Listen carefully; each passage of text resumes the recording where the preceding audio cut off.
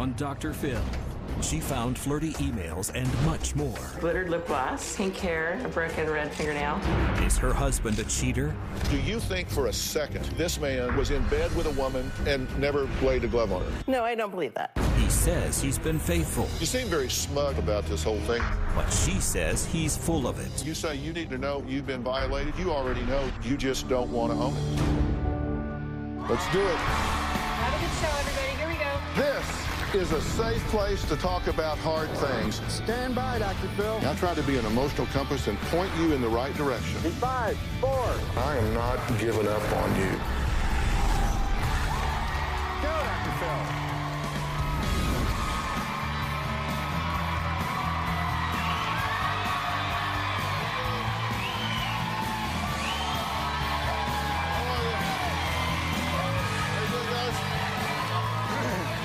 Thank you very much. Well, my guest today calls herself a detective. She spends a lot of time gathering evidence against her husband by looking for clues and taking photos of anything out of the ordinary. Here's a photo she took in her husband's car of a suspicious broken red fingernail. Here's another mysterious pink hair she claims she also found in his car. In this photo, she suspects it's a footprint on the back of the driver's seat, possibly from another woman. In fact, she's taken 72 photos of things that she finds questionable. She says her husband is a liar, and she's desperate to prove it. Ed and I have been married now for 20 years. Ed's told me he's thought about other women, sexted, chatted with different women throughout our marriage. I've never had sex with any of the women that I've communicated with or touched their bodies. Even though Ed's given me a list of women that he's cheated with, I've never been able to prove that Ed has physically cheated on me. I've taken pictures of his clothes, looked in his phone at messages, his work emails, and I have looked in his car. Sarah spends a lot of time looking for evidence of affairs. This is a photo of Ed's car with smeared glittered lip gloss, pink hair. I don't have pink hair. A broken red fingernail. I don't have fingernails. A footprint on the back of his seat, a footprint on headrest, and if I had to guess, he was having sex in his car. I took 2 of Ed's laptop computers into a forensics computer store. I found out that Ed would send meeting invites to fellow coworkers and put secret messages within the invites. It was white text, and so you had to highlight the text and put a color to it so you could see it. These are pictures of Ed's shirts, and that is the back of the upper neck where it looks like more footprints in here. I've given her every ounce of truth that I can. Many times over, she's still very much unsatisfied. I've tried as hard as possible to find evidence against Ed, and it doesn't matter. He always denies it. It just makes me feel like I'm going crazy. Well, Sarah says Ed's given her plenty of reasons to feel crazy. Ed's been lying to me the entire time I've known him, but I didn't find out that he was lying to me until 2003. I found an email that Ed had sent to another woman that said, if we're gonna do this, we need to be careful. When I questioned Ed about the email, he said it was just a joke. Shortly after the email, Sarah had gone through my phone bill. She recognized that there was a phone number on there that was on there at all hours of the day and repeatedly. When I called the number, out of curiosity, a woman answered. He said it was a woman at work that he'd been talking to, and he knew it was inappropriate, and he'd stop. We did stop communicating, but I had a work relationship that required us to still have emails, and that conversation, unfortunately, became more and more friendly again, and within a few weeks, we were communicating inappropriately. This woman that Ed cheated with is a disgusting pig. She crashed our vacation in Disneyland. He stayed in a hotel room with her overnight, had phone sex with her, and swears he never touched her body parts anywhere or ever kissed her. We lied in bed together, talked intimately to one another. They just laid there looking to each other's eyes and talking. It's insane. It's not possible. The emotional affair lasted 2.5 years. 12 years later, I believe Ed's still in a relationship with this woman. Okay, let me start this out by asking you what you want the focus to be while you're here. He and I, what do we do? Is it savable? Is it not savable? Do I know everything? I don't feel like I do. And I don't know what to do with that. I don't know how to Okay, well, I'll let you ask that. a million questions. Ed, what do you want to focus on while you're here? General interest is how to rebuild trust and communicate. I think that's really what we've lost all capability how to do. Or do you think you're trustworthy? I believe so. So you don't think that she has any reason at this point, maybe in the past, because you said in the past you hadn't always been forthcoming with her, right. But you think now that she has no reason to not trust you at all? That's correct. Is this what y'all want to talk about? Whether or not you can trust him or whether you can't? I Because I wanna know know- one of the things you've said Yeah. to my team, Yeah. who has worked really hard to try and get this prepared for me to focus on what you guys want to, is that you didn't like the focus. You didn't like what we were asking questions about. So just hit the erase Right. button on all that. You're totally in No. control. We'll talk about whatever you want to talk about. You just tell me, ask me questions and I'll answer them. We'll do whatever you want to talk about. No, it's not that I didn't like the focus. Oh, actually, that is what you said, because I have it right here written down. That is what you said. So, but It that's is. okay. It is, but we'll just hit the erase semantics, button on right. that. We'll talk about what you want to talk about now. Truth, I don't think he's telling the truth. And I think I have huge trust issues. He's not the nicest person that he could be. He's pretty self-centered. I think that's why I said I didn't like the focus, because we were just looking at one piece of the prongs. And what piece was that? It was the sex addiction. The cheating and all? Yeah, and it was like, okay, Yeah. well, yeah, that is huge, because trust Okay. is a main thing, but Yeah, well, we kind of got off on that tangent a little bit because I got emails from you here. Help, please. Family of 4 being devastated by sex addict, lying husband. This one, desperate for help. My husband was diagnosed as a sex addict. He cheated. Desperate for help, please. Destroyed by lies and secret. My husband is a sex addict. He's been lying for 20 years. Still has not told me the truth. I'm pleading for your assistance. I'm at the end of my rope. It's a losing battle. Urgent, desperately need help. Everyone's suffering but my husband. He's a sex addict. He's cheated on me our entire marriage. So we kind of 100% got off true. on that tangent. right, because I feel like trust is But you see why huge. that's the one Absolutely. prong. That's what you wrote about. right. I wanted it to be the bigger picture, but I understand that. Okay, so have to- you wanted. Okay, but Does that make sense? I no, mean, it that's- doesn't, because I Okay. kind of feel like I know what I'm doing and what I need to focus on. But as I've Then said, do exactly what you're no, I've supposed said to I'm do. turning it over to you. I'm No, going to I let want to. you decide what we talk about. So your first question is, do I think he's trustworthy? Do I think that you're at a point where you can really believe him when he tells you that he is telling you the truth? Yeah. What are you pretending not to know? Do you think for a second that this man was in bed with a woman for how long were you in bed with this woman? Overnight? 2.5, 3 hours. 2.5, 3 hours, but it was during the night? It was during the night. Okay, and your story is you laid in bed with her. Were y'all naked? No. Okay, but you laid in bed with her for 3 hours, 2.5, All right. and never laid a glove on her. Towards the end, I did kiss her neck for 10 seconds, and that was the end of the night. Okay. All right. No, I don't believe that. Okay. There's a million things I don't believe. Okay, so you don't believe that? No. I'm sorry, I don't believe you. But I don't. I'm just telling you the truth. I wasn't there. I don't know. You might as well have slept with her, because you're going to get credit for it till the day you die. I mean, you understand that she's never going to believe that. It wasn't my hesitation. But here's the point. One of your questions is, you want me to help you determine whether or not he has cheated on you and been inappropriate, right? Yes, because I could tell you he has, Okay. but he will deny it. Okay, but I'm sorry. you don't need him to tell you what you already know. Right, but this is where he argues that I'm crazy and that I'm damaged. And of course, I don't believe him because I'm traumatized. And so I needed you to come on here and say, maybe I am crazy, maybe I am traumatized, or maybe I'm not. And that's what I need from you. You're not crazy, you are traumatized, and you don't need him to tell you that that was not okay. Well, we need to take a quick break. Up next, a key piece of evidence that could prove Ed has been fishing for more than just compliments. We'll be right back.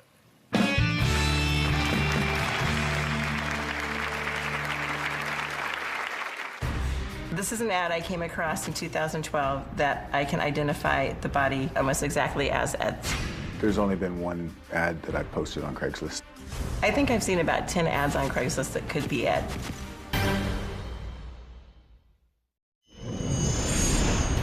Recently, I had a big client say that they didn't want to rehire me because I was still married to Ed. They felt like the drama distracted me from my work. My client didn't think I could work for her again until I divorced Ed. I'm extremely embarrassed that my marriage is such a disaster that I can't even keep a job.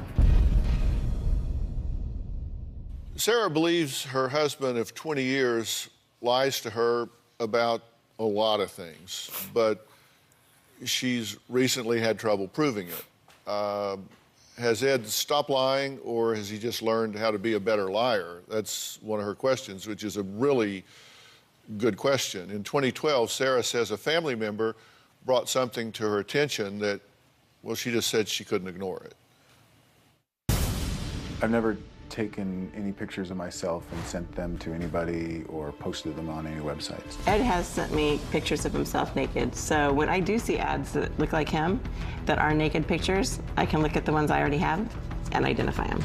There's only been one ad that I posted on Craigslist, and that was in 2008 or 2009. This is an ad I came across in 2012 that I can identify the body almost exactly as Ed's. Typically, when Ed sends me a naked photo of himself, we'll put his hand on his stomach to hide moles. He will stand with his legs apart because he does have thicker upper thighs. And in this photo, that's exactly how this person is standing. I've certainly read, observed, seen it all, but that was the only ad that I've ever posted or replied to. I think I've seen about 10 ads on Craigslist that could be Ed. When I see ads like this that I think are Ed, it just makes me think that he'll never change. Okay, was that you in the picture? In the video? Oh, no, absolutely not. You didn't take a picture and put it on Craigslist? Have you ever done that? Never. Do you believe that? It's been, no. I've been going through this for so long, and I've been told I'm crazy or traumatized or whatever, that I don't almost know what I believe myself. You're using this term, crazy, and I've not performed diagnostics on you. I've not gone through careful psychometric workup on you, but I'm a pretty good judge of horseflesh, and I can tell you that, to use your term, you're not even almost crazy. Okay. Not even almost. You are obsessed with this. Mm-hmm. You are experiencing a lot of anxiety. You're experiencing depression. I think about the only thing right now that would make you happy is to learn that you're correct. You almost need to know that he is doing all of these things, which would be bad news at one level, but good news at another, because it would mean that you aren't distorting reality so bad that you've spun off into the Netherlands. I'm always trying to figure out what's going on. Yeah, because when I say you're obsessed, you know what I mean by that. I mean, because you're like collecting souvenirs now. It's like a receipt here and a condom wrapper and plane ticket and all of that. Yeah. And you have a explanation for each one of these things, right? And you've given her an explanation for each one of these things. You've discussed them. Some of them are not explanations of fact. They are, I don't know, I presume, because they happened years and years ago. Certainly these receipts, they're mine, but this is a small sampling of everything we talked about. Was this yours? Yes. And because that looks like it's pretty fresh. I would challenge to find out if that serial number has any date stamp. I bet it's from 1991 era. Really, 91? That's the last condoms I ever recall acquiring, yes. I just I've been married 38 years, so I hadn't seen one of those in a long time. So I don't know if they hold their luster for that long. But what was the significance? Why did you pull these particular receipts? So the way this works is through our whole marriage, we've been married 20 years. Whenever I approached him with something that I thought was suspicious, I got in return, until you can prove something, quit bothering me. So that made me have to collect what you call souvenirs.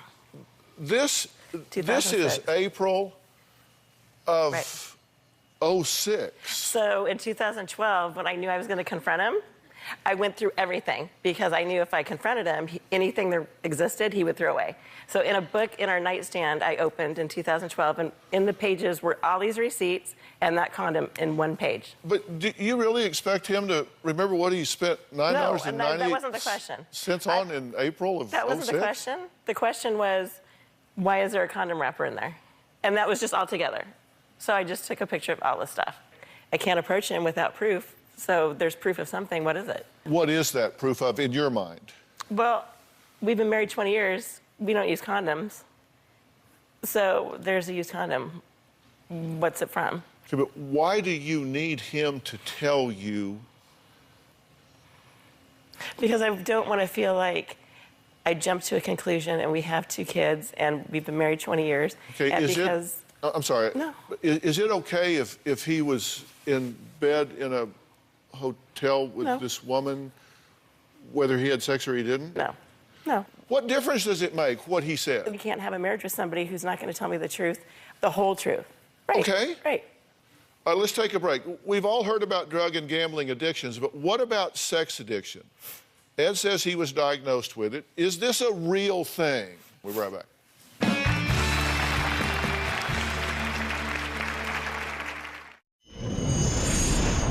In 2012, my wife, Sarah, had done some discovery about sex addiction. She showed that to me, and I absolutely identified with it. What I think makes Ed a sex addict is his excessive viewing of porn, his inability to not flirt with other women or to seek out other women. Our marriage counselor concluded that Ed was a sex addict, and surprisingly, I was happy. I felt like it was our opportunity to explain why our marriage sucked so bad. Well, is Ed a sex addict? Is that possible since he says he hasn't had sex with any woman besides his wife? Do you think he's a sex addict? By definition, no, because he doesn't fit the definition. And what do you think? Do you think you have a sex addiction? I think absolutely, yes, that I have a preoccupation, and I have said to myself on many occasions that I want to stop with whatever that preoccupation is, and it's continued to my detriment. And you've been to treatment for this? Quite extensively. Yeah. You did inpatient and outpatient treatment for it? I thought you had, because one of the things you said is, I struggle with interrelation dynamics and being vulnerable and not isolating if I feel emotionally charged. Certainly. And that bugs you. It just makes me laugh.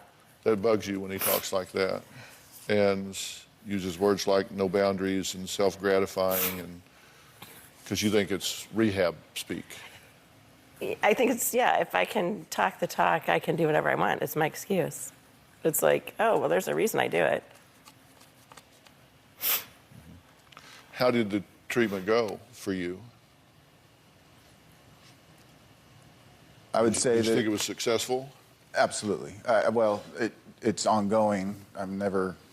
Since I started 2.5, 3 years ago, I've learned a whole new way of thinking about myself and about relationships and about emotions and relationships. It's just not something that's ever been in my vernacular. It's actually been something that I've tried to stay away from, to not invest time or thought into. I just was happy-go-lucky.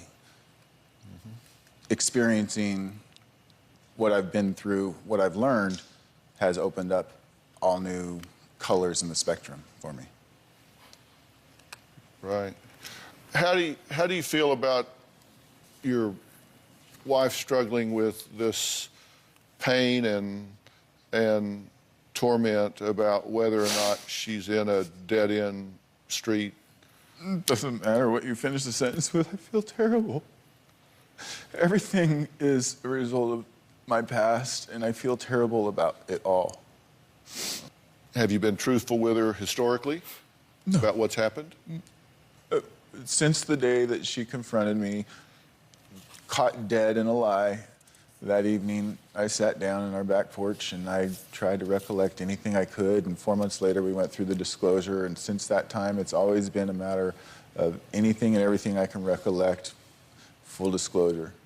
We're talking 10, 15 years ago events sometimes, and those are, I don't want to say hard to remember, but the sequence of events sometimes and the milestones are all I remember, and so it hasn't been consistent. Not that it's changed, it's just It's changed. I can't remember what happened first, this or that. Like I said earlier, I can't remember if that hotel event was before, between, or following any of the conversations we had had about her. Mm-hmm. So that's a lie. Do you think he's still talking to her now? I think he could be, yeah. You still talking to this woman? Absolutely not. Well, Sarah and Ed aren't the only ones riding this relationship roller coaster. We're going to talk to their oldest son when we come back.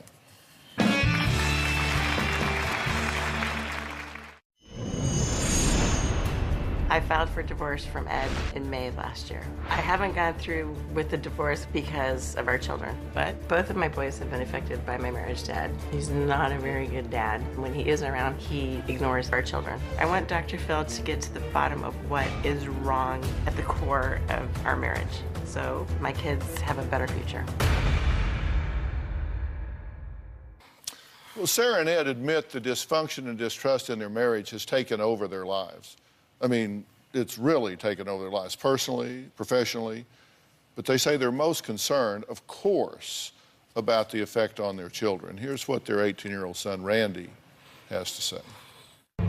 I was about 15 when I first started seeing my parents fighting. I don't accept that you leave the house and don't tell anybody. I don't accept that you don't think you need the cop. Why? It's not considerate. I can remember one specific instance where I left to go get food and came back and my dad was gone and his wedding ring was flushed down the toilet and his phone was thrown in the pool.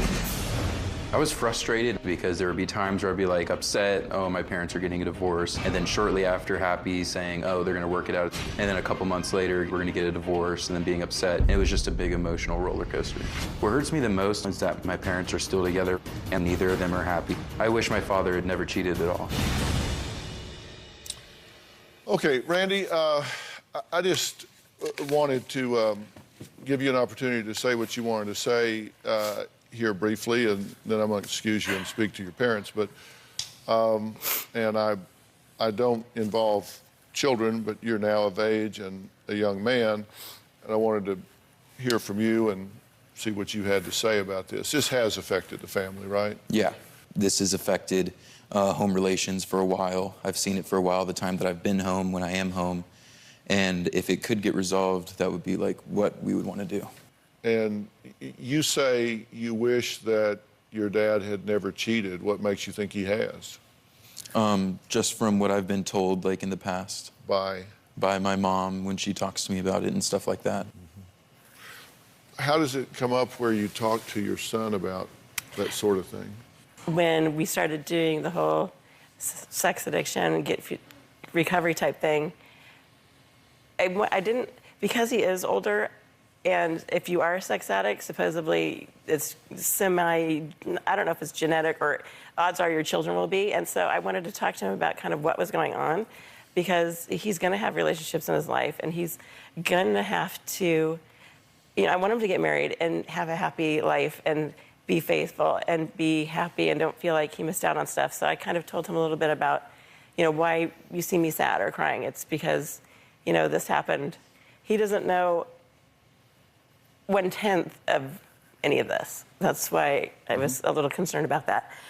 But he does know about her because it went on for such a long period of time and is such a big issue and all of this that he knows about her. And you get that this is between them. I mean, it does affect you. You're collateral to it, but you get this is between the two of them. Yeah. This is way above your pay grade. Yeah, if I'm getting paid. It doesn't have anything to do these two can get along or not get along. It won't change how much your dad loves you, how much your mother loves you. It doesn't have anything to do with their relationships with you. It just has to do with how they negotiate and put together their definition of relationship between each other. Yeah. So what will it take for Sarah to believe Ed? Should she believe him? Should she trust him? I'm going to tell these guys what I think's going on, what I think needs to happen, and how I think they got in the situation they're in right after the break.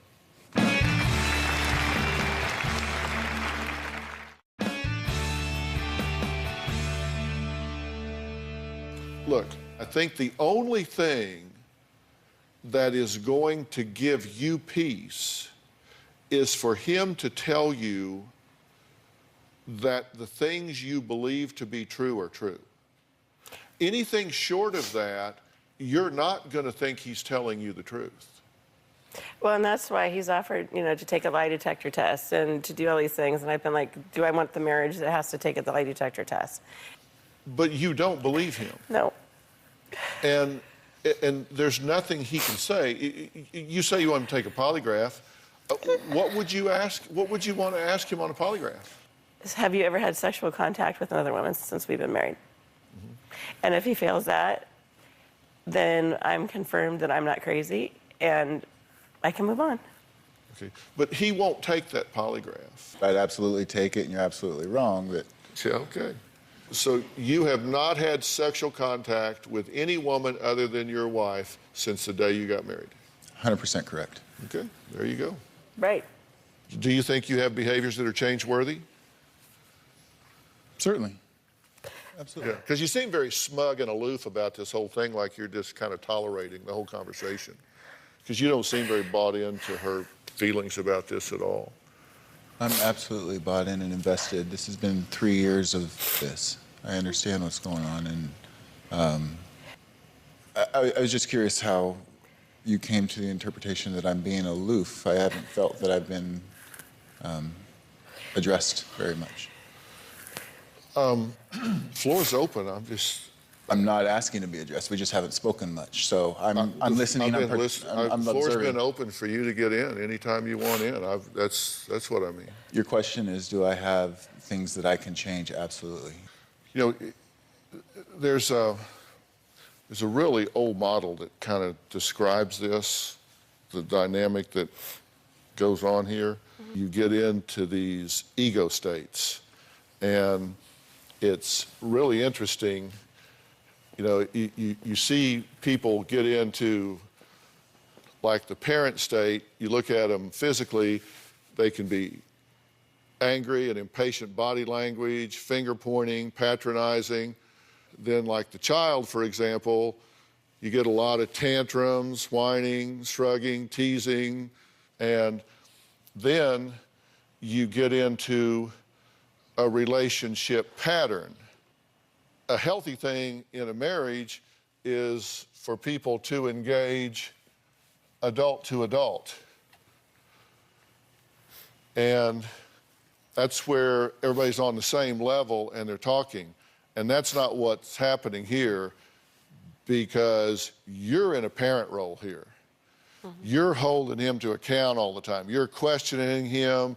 You're tracking him as though he's a child. And so then he has almost no choice but to engage back in this way. And so you wind up with a parent-child relationship in a romantic situation, in what should be an intimate relationship. Mm-hmm. That never works. You say you need information to know whether or not you've been violated. You already know you've been violated. You just don't want to own it. That's the piece that I'm stuck with, is why would I trust somebody who lies to me? Nobody would trust somebody who lies to you. You already know that he lies to you. Right, right. But he swears he doesn't lie to me. But you already know that he does. Right. Honestly, that's why I wanted to come here, to have you look me in the face and say, you're okay. You're okay to think these things. You're not crazy. You're okay to think these things. You're not crazy. That's all I needed.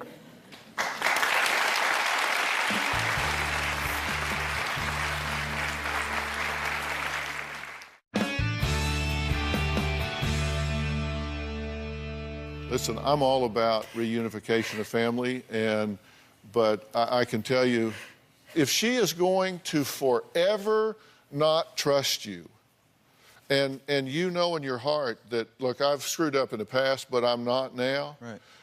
If this is a life sentence, you ought to run. You ought to not walk. You ought to run. If it's a life sentence, if there's nothing you can ever do to vindicate yourself, then you ought to run. There's no certainty in life, right?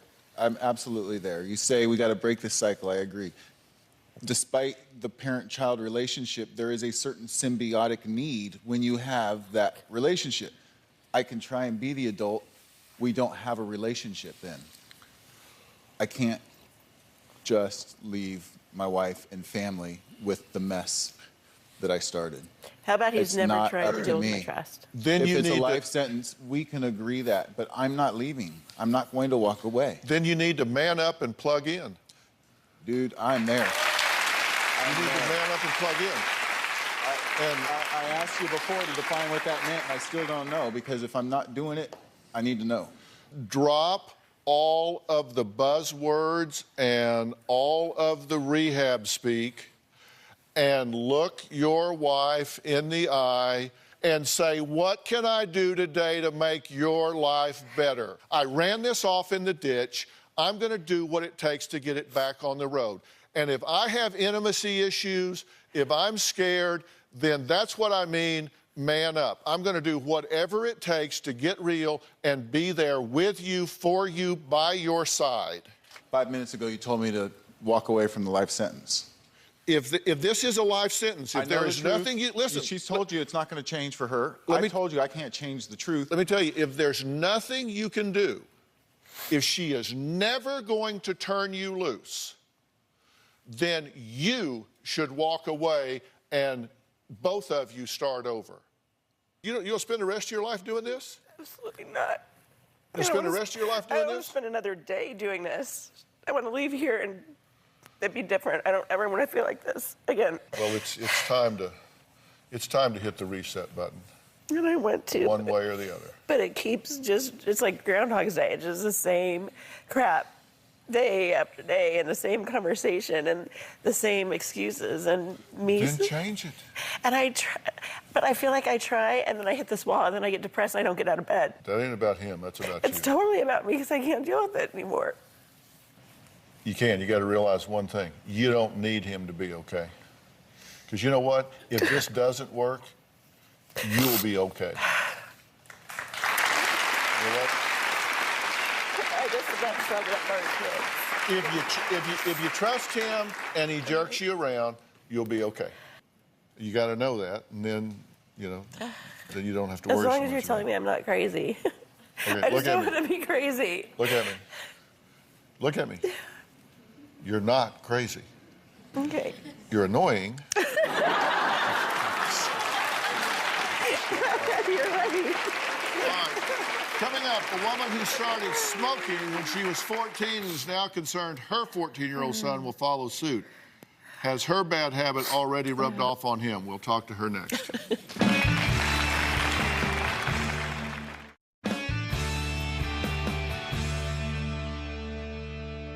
My next guest, Tracy, started smoking when she was just 14 years old. Now she's 43, has a 14-year-old son, and is worried the same smoking pattern will happen with him. Yet she still continues to smoke up to a pack a day. I've been smoking pretty much my whole life. I started when I was 14 years old when I hung out with a headbanger crowd, and I thought it was cool, and I looked older. They all smoked. So here we are. My son's 14, and he is in a band. I see myself in him, and it scares me. I do worry about him picking up a cigarette and smoking it one day. I have felt peer pressure to smoke. Smoking is a huge deal in the band scene, whether to just look cool or that your friends in the band are doing it too. If I wanted a cigarette, I could get it. After almost 30 years of smoking, now I'm desperately trying to quit. I do worry about heart disease and lung cancer. My biggest fear is not being around to watch Austin grow up, to not be a grandmother one day. I feel like I'm a good mother. I think the only major bad example that I do set is smoking. My mom is very, very afraid that I might start smoking at my age because that's the age that she started through peer pressure. I want my son to live a healthy life, and I do not want smoking to be a part of his future. I don't want to see him go through what I'm going through now. Well, Tracy is here, and her son Austin is in our audience. And also joining us is our good friend, Dr. Frida Lewis Hall, Chief Medical Officer of Pfizer. So welcome back. Thank you. Always So great glad to to be see here. you. So, listen, you're still smoking, but you said you would quit smoking last week, right? Yes. After you took a trip? Yes, I went camping, and I told everyone I was going to quit smoking after my camping trip. Okay. Did you smoke right before the show? I did. Wow. So what's the deal? Well, I knew I was coming on the show to talk to you about quitting smoking, so.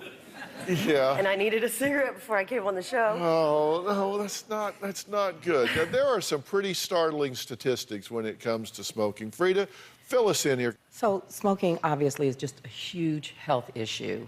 In the United States, 480,000 people die of smoking-related illnesses per year. That's about 1 in 5 deaths being smoking-related. 9 out of 10 adult smokers tried cigarettes first by age 18. And to carry it further, roughly about a third of young people who start to smoke regularly before adulthood will eventually die from a smoking-related illness like lung cancer or heart disease. Now, you started at 14. Did you ever intend to become a regular smoker when you started? Not at all. When I started, I thought it was cool, and I looked grown up, and I got addicted to it. And so here's the thing. Teens don't start smoking saying, oh, wow, okay, I'm going all the way with it. They think that it can be casual. It looks cool. They're in. Their friends are doing it. So they smoke cigarettes or e-cigarettes. And they think, well, I can just quit whenever I want to. But here's some other startling statistics. Some research has shown us that within only days of starting casual smoking, teens can begin to show the signs of addiction. And further, some teens actually begin to show signs of dependence within 1 day of first inhaling. 1 day? 1 day. Oh, wow. Now, this is your son, right? Yes. Okay, have you smoked at all, Austin? No, I've been offered a cigarette before by my friends, but I've used my best judgment and said no. Okay, so, all right. So, congratulations on that. You haven't gotten into the peer pressure, which is a big deal. And, look, the best way to prevent a teen from becoming a smoker is to prevent them from ever starting smoking. And as a mom, you're right to be concerned. I mean, you're right to be concerned. You've seen firsthand the effects of having a parent who smokes combined with peer pressure and how it can influence a child in a negative way because you have been there, right? Mm-hmm. Well, I want to share something personal with you. We have something in common in this situation. My mother was a lifelong smoker. She started when she was a teen. And she, like you, was determined that I would not smoke, and I did not. I do not. Like him. But she was so busy saving me that she did not save herself. Like me. Like you. My mother died the summer of my freshman year of medical school, suddenly of a stroke. And she had tried many times to quit, but it's hard. And so I would like to encourage you to keep trying to quit. It's not unusual, in fact, it's average that someone who successfully quits smoking takes 6 to 9 tries before they finally succeed. I always felt that my mother was 1 or 2 tries from quitting. So I would like to encourage you to see your doctor and a specialist who can work on putting a quit plan together that's right for you, something that you could work with. And we know you already have support Yes. Someone who really wants this to happen and will work with you. And of course, there are resources that are available. You can get started with some of the ones that we have on gethealthystayhealthy.com. But I really want you to not have Austin be me later without his mom, doing all the things that you just said. No graduation from medical school, no marriage, no grandchildren, none of that. And you have a chance. Yes. Yeah, it's never too late. And knowing yourself, do you think you'll cave? Would you do better if you had professional help? Yes, for sure. Because if you need professional help, I will get you professional help if you will do this. Because let me tell you, that boy wants and deserves his mother to be in his life all the way. Okay? I'd like to thank all of my guests today, especially Dr. Frida Lewis Hall. For more information on today's show, you can visit drphill.com. We'll see you next time. Thanks so much. Thanks so much. Austin, good job, buddy. Thanks. Good job.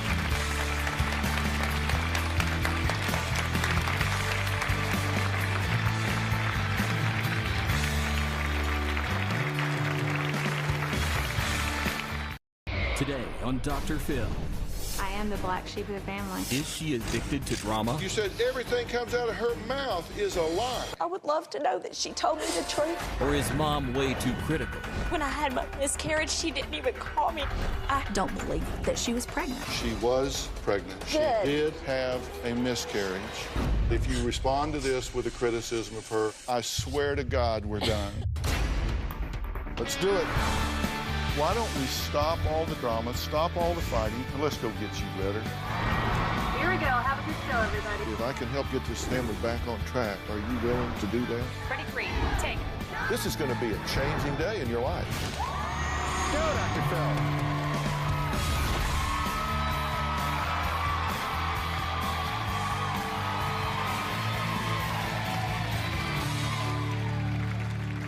Allegations of abuse, lies, deceit, and even accusations of a fake pregnancy and miscarriage. At the center of all this drama is one person who says her entire family has turned against her. Ann says it's her daughter's narcissistic personality and lies that are just nonstop that's creating all of this problem. She says she's made herself the black sheep, but daughter Lynn says mom favors her brother, and that's what's made her the black sheep of the family. Take a look. My daughter Lynn is definitely a narcissist. It's almost like she's addicted to the drama. Lynn has lied so much that it has torn my family up. Lynn never takes accountability for anything that she does. Lynn told her high school counselor that she was being abused, and Department of Human Resources, they came to investigate. There was nothing to warrant her claims. It was very hurtful. That is the one and only time I've never abused my children. Lynn went to college. She would talk about how great her classes were. We got a letter stating that she had never shown up for class and that she owed $3,500. I am worried to have Lynn in my house. She's taken like clothes and taken files out of my filing cabinet. Lynn lied a lot, but I think it got worse as she got older. And today, I think it is the worst it has ever been. Well, Lynn says her mother was far from being the perfect mom. I am the black sheep of the family. My mother doesn't take responsibility for anything she's done to hurt me. When I was 4 years old, my father was killed in a drunk driving accident. That would be the marker for where things started going wrong. 2 weeks after my father was killed, my mom found out she was pregnant with my brother. She feels like Tom was her little miracle. My mom treated him different. My mother would make comments to me when I was younger, like, get your fat ass up and start cleaning. I've been in a lot of verbally abusive relationships. I think it's definitely a direct result of what I went through as a child. There was one time she went into a rage. She started hitting me. I had marks on my shoulder and my neck, but still to this day, my mother will not admit to that. When I was 16, my mom told me that she was having an affair. My mother would have me take flowers to the guy that she was having an affair with. When I turned 18, my mom did everything she could to make my life miserable. I did have a college fund that was set up for me. I never saw a dime. My mom admitted that she had spent the college fund. I had to stop going to college because I couldn't afford it. My mother constantly accuses me of lying. Nobody else in my life thinks I'm a bad person like my family does.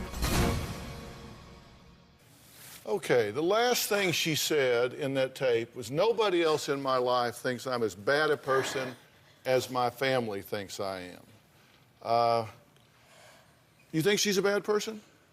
No, I do not think she's a bad person. Wow, I am shocked to hear you say that, because we have been talking to you for several days. We have asked you question after question after question. I have scrubbed over this. I could not find one good thing you said about your daughter. You said this family does not cheer for Lynn because she doesn't give us anything to cheer about. You said everything comes out of her mouth is a lie. You send her text messages and say, you are full of I hope your husband is embarrassed of you. You are not welcome when we are home. You need to seek help. I could not find one good thing you said about her, but you tell me you think she's not a bad person? No, I don't think she's a bad person. I'm angry with her, absolutely, but I love her. She's beautiful, as you can see. But I just want her to face reality and to stop feeling like she needs to lie about everything or exaggerate because she just doesn't need to do that. I love you. What do you think's going on here? I don't know. Like, my whole life, I just wanted my mom to love me and support me and believe in me. And I don't get that from her, and I feel like my whole life I'm having to prove that I'm not lying because I get accused of lying all the time. Are you a liar? No, I don't have this problem with anybody. You are the only person and my brothers that constantly accuse me of it. She says you've been fired from 30 jobs. 30 jobs? I haven't even had 30 jobs. I could probably count 30 jobs that you've had, and that would include teenage jobs. And I said, that's no big deal because I know that teenagers sometimes can go through a lot of jobs. That is not what you said. You did not say that's no big deal. You said, quote, I mean, I'm quote, telling her it's she not a has big been deal. fired or quit from at least 30 jobs, and it is never her fault. It's true. I mean, she's never kept a job. Ever. And it's always her boss's fault. Every single time. She is so intelligent. She's quick to think on her feet. She amazes me with her abilities. But she turns them in the wrong way. And this has been going on for years, but the last couple of years have gotten worse. And that's why I wrote to you. You have no idea what I have been through in the past couple of years. You haven't been there. You live how many states away? Mom, you left me in Alabama to go start a new life for yourself. We tried to get you to live with us in Tennessee. We moved you twice. So we moved you from your school you were supposed to be in. Okay, we can have geography class on y'all's time. What is it she has lied about that has hurt you so badly? You said every time she opens her mouth, she lies. What is it that she lied about? The thing that hurt me the most was her saying that she had such a hard childhood and that she was so mistreated and abused. And, and she's a drama queen. I mean, like, everything out of her mouth is poor me, poor me, poor me. When you were 16, did you tell the school counselors that you were being abused at home? I told them about a situation that was going on. They knew about her having an affair. And my mom started drinking a lot, which I don't know to this day if she's still drinking like she was, but I know as far as in June when I got married that you did. Is that a yes or a no? Or yeah, I mean, no, I'm sorry. I'm sorry. I said, did you tell the upset. school you were being abused? And you said, well, she's an alcoholic and she has an affair. And I told my school counselor about her. There was a night. It wasn't abuse that I had all the time. I wasn't beaten my whole life. I never. It's not the way it sounds. Not the way it is. But you were in an alcohol rage, and you started hitting my brother, and I stopped. I stopped you. I got in front of you, and you started hitting me everywhere you could. I hope you've asked our brothers about this. I think they would beg to differ. Dr. Phill. Did you tell the school counselors that? Yes, I did. I was having to. And her counselor believed it too, and I have nothing good to say about her.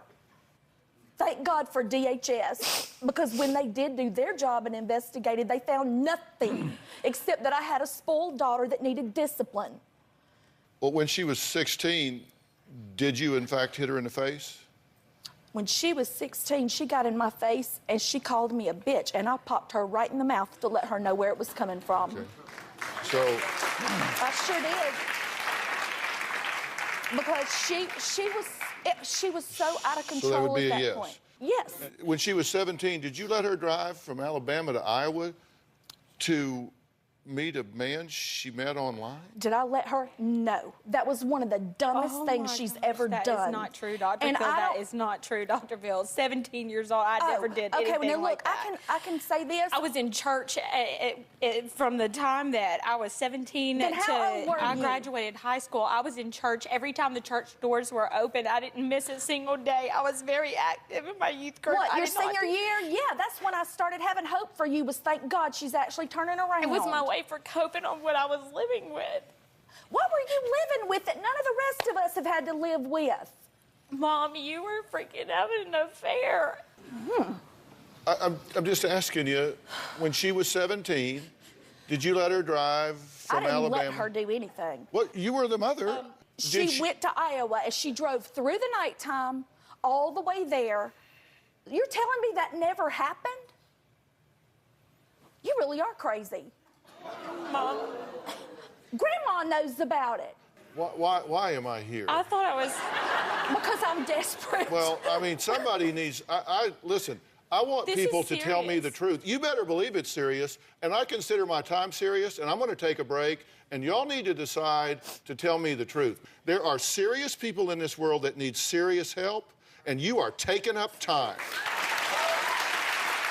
So, if you come here and want help, you either tell me the truth or we're done. You got 3 minutes to think about that. Next, Lynn says she was devastated when she recently suffered a tragic miscarriage. Ann doesn't believe her daughter was even pregnant. We'll be right back.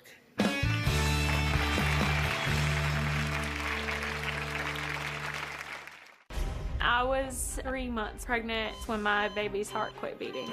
They had to take the baby out of me. I really don't believe that she was pregnant at all.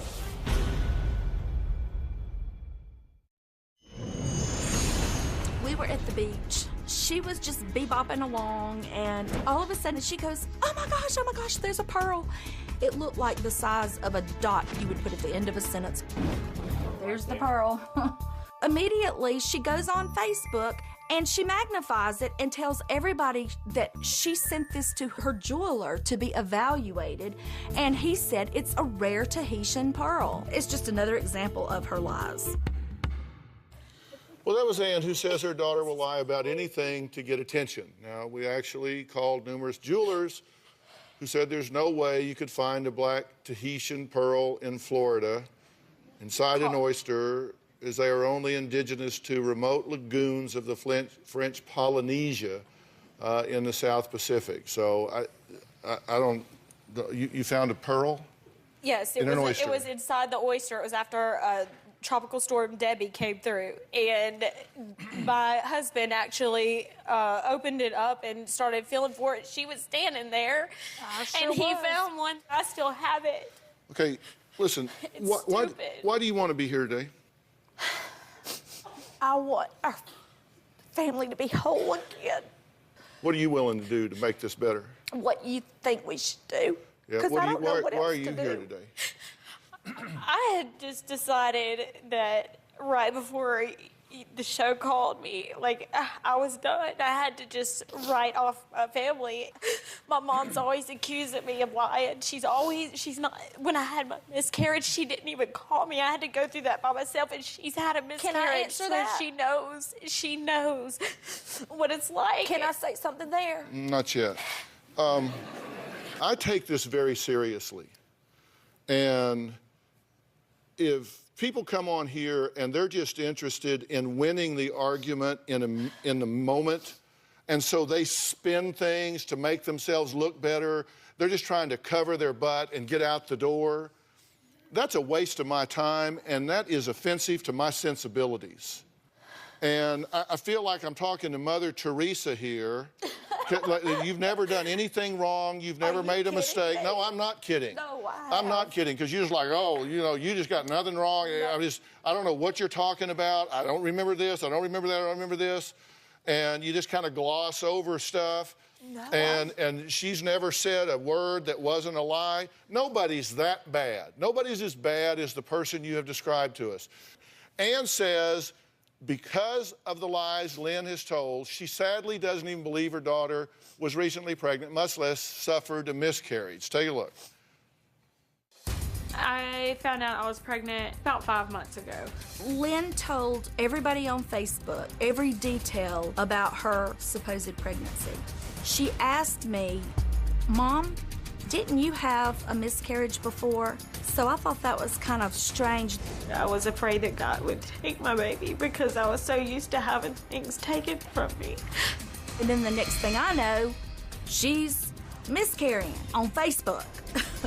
I was 3 months pregnant when my baby's heart quit beating. They had to take the baby out of me surgically.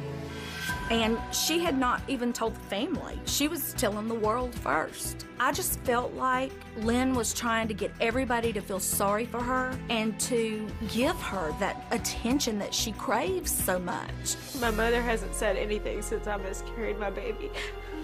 She hasn't even called me. It was definitely the last straw for me. I really don't believe that she was pregnant at all. What if you're wrong? I would be thankful. I really would. I would what love if you're wrong? I would love to know that she told me the truth for once. I really would.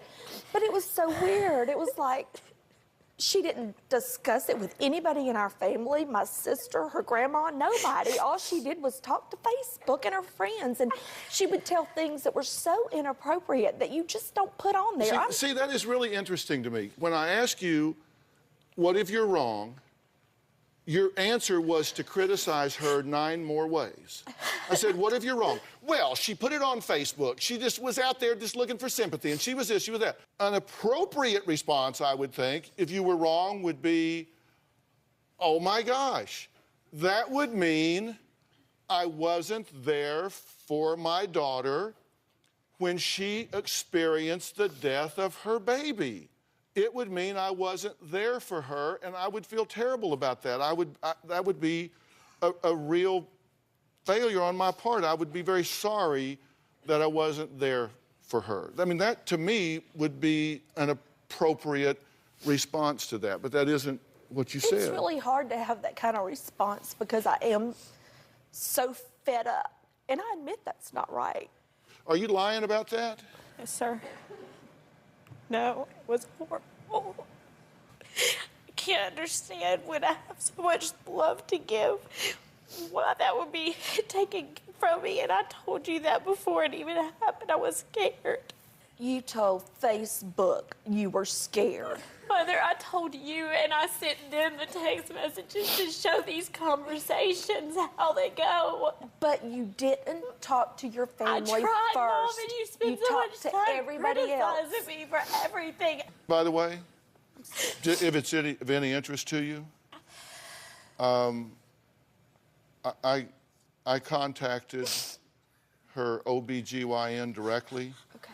I required her to sign a medical release form, send it to her physician to authorize them to send me directly her medical records, so they didn't pass through her hands. They came directly to me.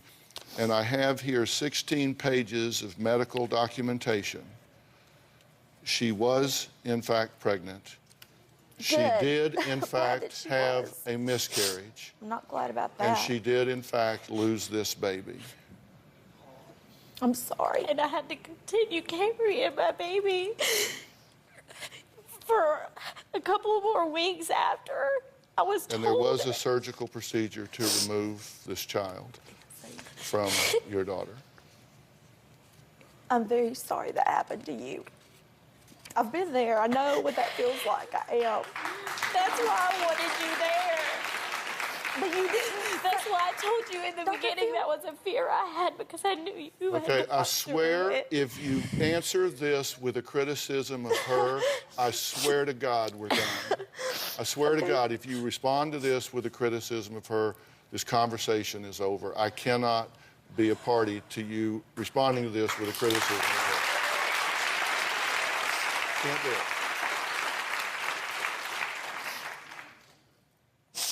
You're going to have to think of something else to say or nothing. But you can't blame her for you doing whatever it is you did or didn't do. Okay. Do whatever you want to say whatever you want to say, but I can't be a party to that. No, I understand completely, and I know that I've gotten... So I'd have to cross one thing that you've said off of this list, that everything that comes out of her mouth is a lie. Well, I'm kind of glad to know that you we were certainly would pregnant. know that that's no longer true, because we certainly know that this major life event in your daughter's evolution would not be a lie. We would know that that would not be true here, of this major life event. Really, I'm glad to know that.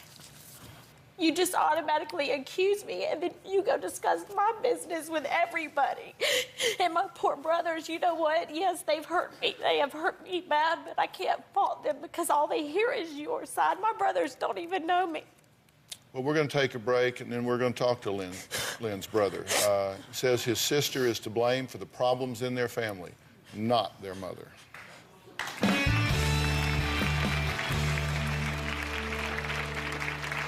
My mom has created a wedge between me and my brothers. I don't have to say a word. They form their own opinions. My sister has always had a theatrical personality. Lynn will constantly post on Facebook how she's the outcast of the whole family. She's never been mistreated. We were all raised the same. It doesn't bother me too much that I don't have a relationship with her, but I just want my mother's relationship with her to be fixed. I love my mom, and I'm tired of seeing her upset and hurt by the things that Lynn has done. Well, that was Lynn's youngest brother, Nick, who says Lynn's lies and jealousy are the real reason their family is torn apart. But Lynn claims that her mom has turned her brothers against her. Lynn blames me for turning the whole family against her. My mom has created a wedge between me and my brothers. I don't have to say a word. They form their own opinions. My mom told my brother that I was bad-mouthing him and his fiance, which I wasn't. Then my brother starts sending me text messages, cussing me out because of what my mom told him. Lynn says I have always made problems for her and her brothers. And could have fooled me, because when they were growing up, they were thick as thieves. But to her, none of that ever happened. She was alone and abused and mistreated, and it's always woe is me. Well, Lynn's other brother, Tom, says his sister is telling more lies. My sister and I were really close until she reached her teenage years. That's really when I remember the lying starting to skyrocket. She might feel like she has to compete with me, and so she's always trying to one-up me to make herself sound better. She'll lie about the color of the sky, and a lot of times I feel like she really believes it. My sister claimed she started an insurance company in my dad's name and said that she was going to make $100,000. She is a liar. I am very worried about my sister. I feel like she's going to burn all of the bridges that she has with our family, if she hasn't already. If she doesn't change, I don't think she'll ever truly be happy. All right, well, Tom is joining us. So, Tom, what do you want to see happen here today? I just want everybody, I guess, to get back together and just fix things. I'm just sick of, no matter who's telling a lie or not telling the whole truth, I'm just sick of it and I'm over it. So what can you do to help this situation? Be in on it too. Yeah. I mean, seriously, what can you do to help your sister here? Obviously, she's in pain, your mother's in pain, the family's in pain. I don't, what do you have, are you upset with your sister? Yes, I am. About what? What is it that, what has she done to hurt you? Really directly hurt me. Not telling the truth about a job and my dad's, or a company she had, an insurance company she came up with in my dad's name, and said she was going to go down to, she was living with us at the time, she was going to go leave and go start working, and she was going to make $100,000 in 1 week. And then when she eventually came back, I said, so let me see your bank account if you've made so much money. And she wouldn't do it. That is not true, Dr. Phill. Yes, I started a brokerage firm, and my partner took a full-time job with an insurance company that we were writing business for, and then that whole business that we were starting, we had to stop. But Are you getting married? Yes, sir. When? July. Yeah, congratulations. Thank you. She's not invited? I haven't made a final decision yet. Yeah. Why would you not invite her? Well, my cousin got married a couple of years ago, and my fiance and I went to that wedding. And my sister was there, obviously. And when we were there, the whole way to the wedding, she was bad-mouthing them getting married. Mm-hmm. And then also, when she got married this past summer, it was just a disaster. My fiance ended up having to call to set up her whole wedding. Lynn did nothing to help with it at all. She was running around having fun. This is not true, Dr. Phill. Dr. Phill, I planned an outdoor wedding at an amusement park. Paid for my entire family to come down. Paid for everything. And we had a tropical storm come through, and I could not do anything about it. The morning of the wedding, we were still going to try to have it because the venue was covered. It was covered, and we couldn't do it because of how bad the rain was, so we had to relocate. And yes, she did help me, and I told her I was very thankful because she's the only one that stepped up to try to help me to call and relocate to where we had the wedding. And even that was a disaster. The whole thing was a disaster, but I paid for it, and I had everything set up. But my whole entire family sat here and told me that, you know, everything negative they could. It's endless. It's endless. Did you get married? Yes, I did. You still married? Yes, I am. Very happy. He's wonderful. I don't know what I'd do without him. So it worked? But you don't want her there because you think she's going to poison the well. I just don't want the drama there. Yeah. My wedding day, it's not just about me. If it was all about me, it wouldn't affect me that much if something went wrong. Yeah. But this is bigger than me. It's a lot bigger than me. I don't want to ruin my fiance's wedding day, something she's dreamed about forever, because of family drama. All right, so is Mom playing favorites here? Someone from their past weighs in next. We'll be right back.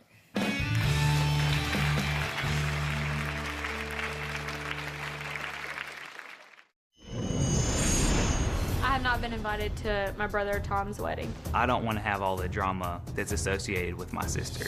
She's so inappropriate. You would think she was raised under a bridge. I blame my mom for putting that wedge between my brother and I. That was Tom, who says he thinks there will be less drama if his sister wasn't present at his upcoming wedding. He hasn't made up his mind yet, but he's thinking it through, and it's a big day. I totally get that. Now, Lynn asked us to speak with her babysitter when she was younger, and said, and we did, and she had this to say. She said, when Lynn was a teenager, I was only getting Ann's side of the story. Once I got older and looking back, Ann definitely treated Lynn different. She put Lynn down and treated Tom like the apple of her eye. When Lynn was 15, Ann wanted Lynn to come live with me. That's what the babysitter had to say. This is somebody that hadn't got a horse in the race. That's what she had to say. Am I allowed to say something to that? You can say anything you want. I gave your team a letter that I kept from the babysitter, and that's not what the letter says, and that's from years ago. Yeah, babysitter did change her mind. She said that. She said on reflection that she thought about it long and hard, and that's what she said. She says that Ann wanted Lynn to come stay with her. No, she offered in her letter for that. She said she didn't want to get in between us, but she wanted to offer that to me to give us a break from each other. Read that letter, please. Do you play favorites? I don't know if you call it favorites, because I don't love one of my kids more than the other, but we do cheer for Tom and Nick. They haven't made bad choices, and I know that they could, and they might, and I'll have to deal with that, but it's so hard because I come from a family that it does have high expectations. I get the feeling in your coming here that you wanted to convict her. that coming here, you wanted to convict her. You wanted to come here and convince me and convince everyone that you're right and she's wrong. See, I went there and I won and you lost. This is why I feel like you don't love me and why I've desired to have your love for so long. I don't understand how you can take a child that you carried for 9 months, that you raised, and bring him on national TV to do this when all you had to do was pick up the phone and say, I love you. I would have forgotten everything. That is why I have tried so many times. I wasn't picking up the phone, though. You texted me. You texted me. You will not call me. You have not called me since I've Did you tell him that you told me not to call you? Have you told him that? I gave him every text message that we I'm not talking exchanged, about Mother. text. I'm talking no, Mother, about... I gave him, and that is exactly, I told you, do not call me unless you have something positive to say, because I don't want this negative in my life. I have made a life for myself, and I'm very happy, and I'm proud of me, and so are the people who surround me. And if I can't get that from you, I don't want it. That's all I want. That's all I wanted since I was little, was your love. I just wanted to be loved. I wanted to feel important. Well, there's a major event that has had an impact here, and I want to talk about that. We're going to take a break. I want to talk about how the death of Lynn's father changed the entire dynamic of this family and forever affected both Ann and Lynn. We'll be right back.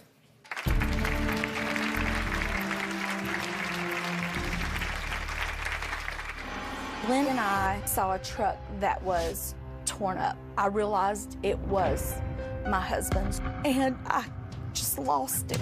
Well, that's one of my earliest memories.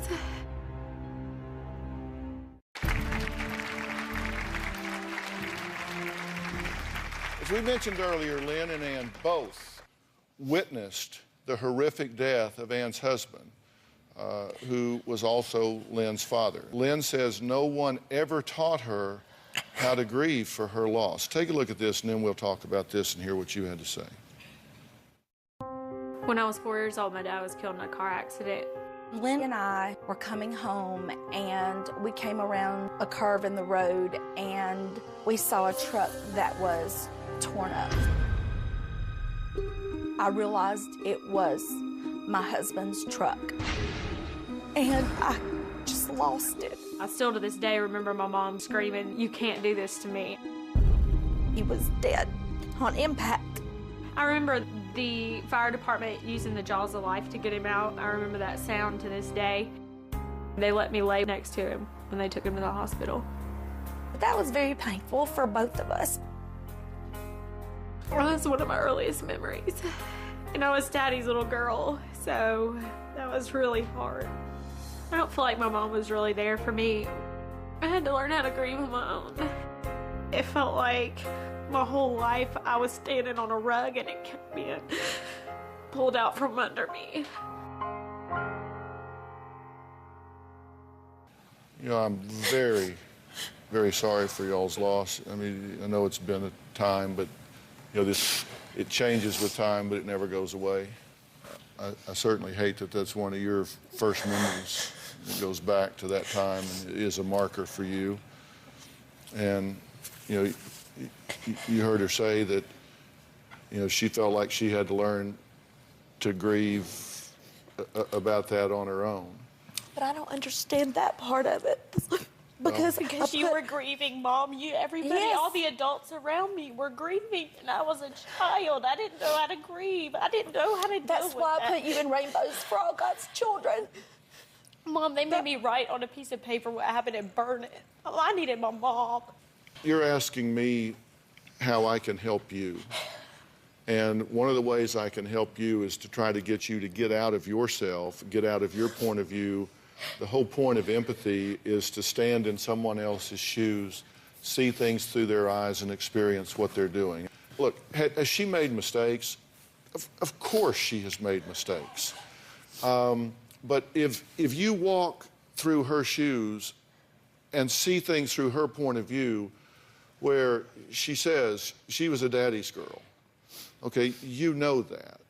Oh, yeah. Okay, then you move on in your life, not inappropriately. I don't mean to suggest that at all, Ann. You move on in your life, but then she sees you begin to have a relationship with someone else. I'm not criticizing it, not inappropriately, but from her point of view, that can be a particular challenge, okay? And there were some things that, there was some involvement that she had in those things that were particularly difficult for her. Right. Okay, where she was put in a position of kind of being in the middle of that created some particular emotional pain for her. And then we know that when you lost your husband, 2 weeks after that, you got some very significant news. Tell me what it was.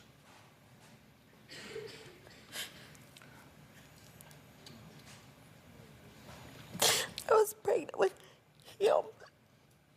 We have a picture of your husband in his military uniform and your son right next to him.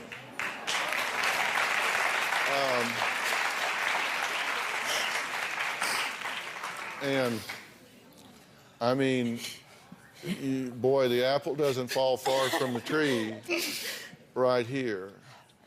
So, you know, this is a powerful connection here, right? Oh, absolutely.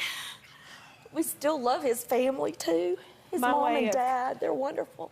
My way of trying to help my brother understand me and for us to bond. Last year, I paid for him to go to fly with me to where my dad's family lives. He doesn't know his family. And it was an opportunity for him to get to know a part of himself that he never knew before. He didn't know that. He's not had them in his life. He Seems like a very caring thing to do. Yeah, definitely. You appreciated that? Very much so. It was wonderful. We had a blast. Y'all got along well during Yes. that? Yeah. All right, think about this. We'll be right back.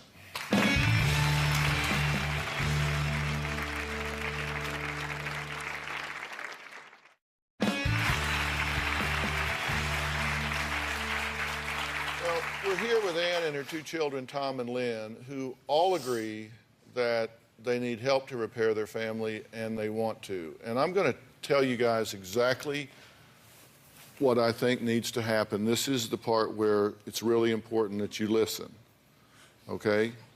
Here's the problem. Once we decide that we have the answers, once we decide that we figured it out, we've solved the puzzle, we stop processing data.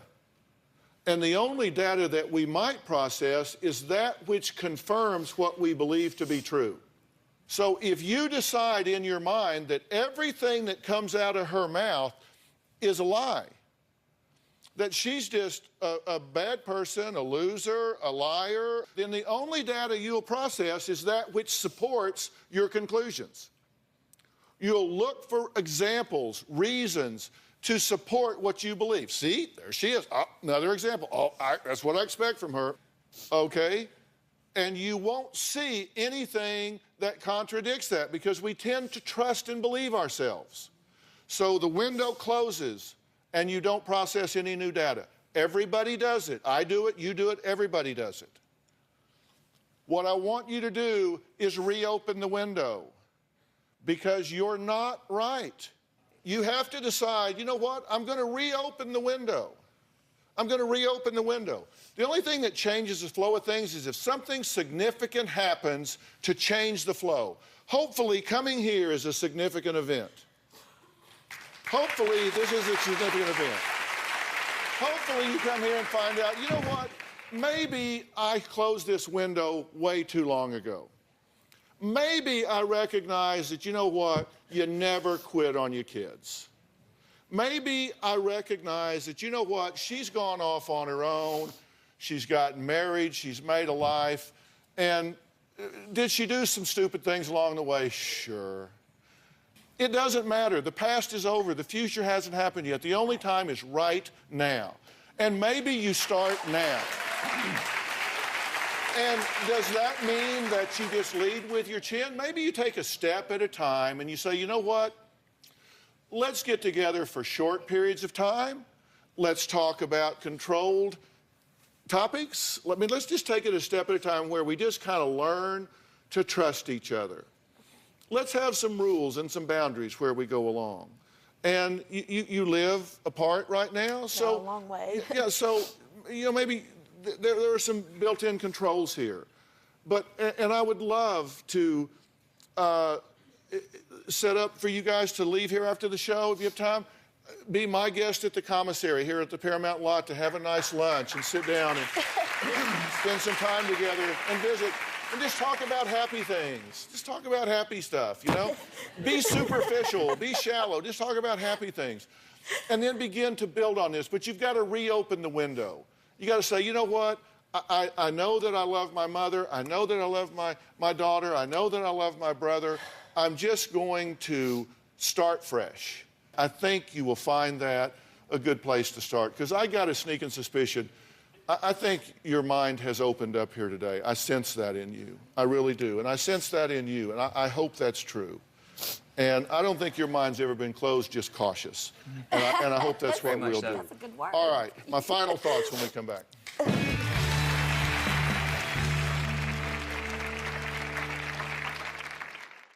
Well, I want to thank my guests today for sharing their story because, listen, when we're talking about family, it's so important, and you guys are really teaching tools because there are so many families that are out there that have tension, and when we talk to families here, families at home can say, wow, I kind of see myself in this part of that story or this part of that story, and hopefully it inspires them to kind of do some of the things that we're talking about here.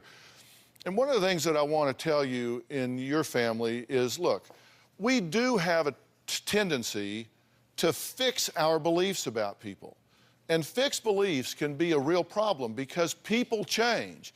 And if your belief is fixed, but people change, you can miss those changes because you are so set in the way you see someone, they can really evolve, maybe good, maybe bad, but you don't pick up the differences. So you kind of have to constantly be hitting the reset button and looking to see if things change. So you keep your mind open, particularly with your family and friends. Thanks for being here. So long.